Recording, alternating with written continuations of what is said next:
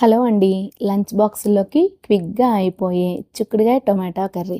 రైస్‌లోకే కాదండి, చపాతీ, పుల్కా, రోటీల్లో కూడా చాలా కమ్మగా ఉంటుంది. ఇంకెందుకు ఆలస్యం, రండి రెసిపీ చేసేద్దాం.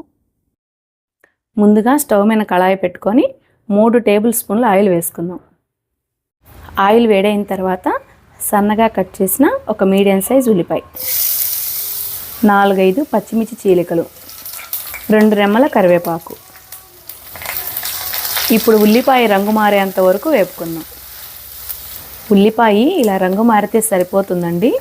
ఇప్పుడు ఇందులో 1/2 టేబుల్ స్పూన్ ఫ్రెష్గా దంచిన అల్లం వెల్లుల్లి పేస్ట్. ఇప్పుడు పచ్చివాసన పోయేంత వరకు వేపుకుందాం. అల్లం వెల్లుల్లి పేస్ట్ వేగిందండి. ఇప్పుడు ఇందులో శుభ్రంగా కడిగి ఇలా కట్ చేసుకున్న 1/2 కేజీ చిక్కుడుకాయలు,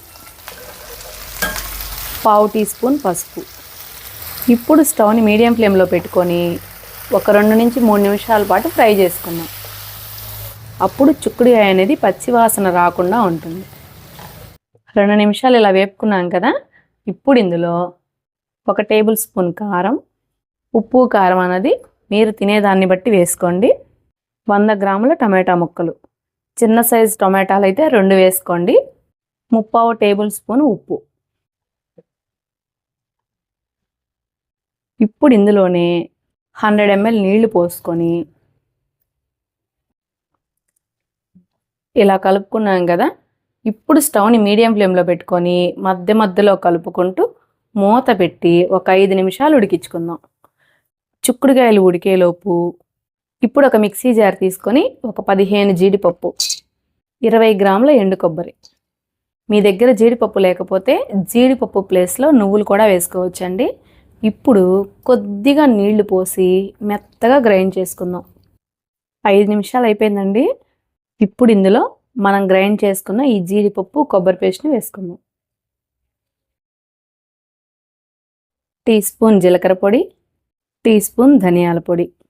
ఇప్పుడు ఒకసారి కలిపేసి ఇప్పుడు స్టవ్ని సిమ్లో పెట్టుకొని మూత పెట్టి ఒక 5 నిమిషాలు ఉడికించుకుందాం. అప్పుడు మసాలాలన్నీ చక్కగా ఉడికి మనకి కూర అనేది మంచి రుచిగా వస్తుంది. 5 నిమిషాలు అయిపోయిందండి. చూసారు కదండి, ఆయిల్ అంతా పైకి వచ్చింది అంటే మనకి మసాలా అనేది చక్కగా ఉడికిందని. ఇప్పుడు ఇందులో కొద్దిగా కొత్తిమీర వేసుకుందాం.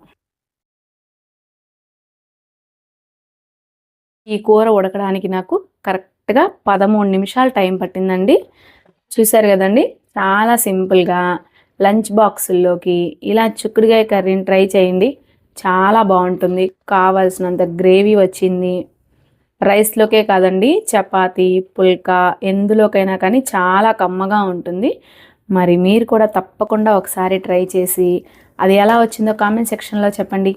ఈ వీడియో కనుక మీకు నచ్చినట్లయితే ఒక లైక్ చేసి షేర్ చేసి మన ఛానల్ని సబ్స్క్రైబ్ చేసుకోండి. మీకు ఏదైనా రెసిపీ కావాలి అంటే కామెంట్ సెక్షన్లో చెప్పండి, మీకు తప్పకుండా చేసి చూపిస్తాను.